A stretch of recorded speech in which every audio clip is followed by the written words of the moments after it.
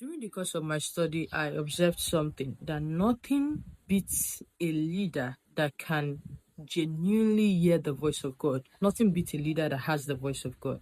You see, the voice of God is a rare commodity in this end time. It is a rare commodity in this perverse generation. But when a leader has it, it saves the leader from major problems, and it also protects the followers from falling into traps, from falling into ditch, because the leader knows what he or she is doing, and most importantly, that leader can hear the voice of God. Now, come with me to the account of Joshua. If you look at the book of Joshua, chapter 1, chapter 2, going to 5 and 8, we'll see what happened there. That they kept going for battle. After God kept telling Joshua that he should be strong and be of good courage, because they had a lot of surrounding enemies. They kept going for battle and they were winning, they were victorious. But they went for this particular battle after an initial one, and then they realized that the enemies pursued them. They fell in battle. Many of them fell in battle, and they were wondering what is happening. God has promised us that we will never lose a battle. So why are we falling before our enemies? Then it clicked to Joshua to go ask God.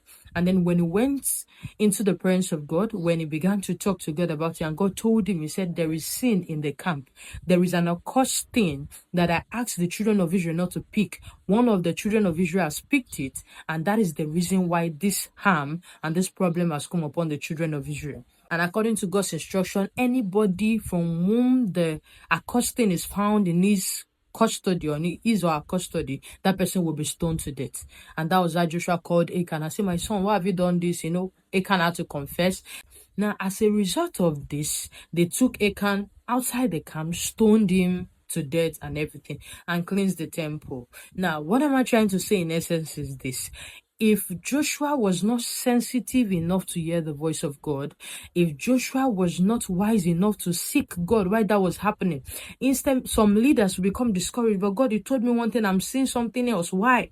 But rather than he blaming God, rather than he thinking things in his heart and wondering that, this one Moses has died, is it that God wants to use me to play caricature? Immediately he went to the presence of God, and because the presence of God is something unique. When you go into the presence of God, there is clarity, there is information, new strategies developed. You cannot be confused, and as a result of it being in the presence of God, he got the strategy that cleansed the problem from the camp. Because trust me, our God in the Old Testament, if Joshua did not find out that thing on time, definitely the children of Israel will begin to die one after the other. Is either they die in battle, or a plague will go into the camp and begin to kill them. Because why? God is angry with them.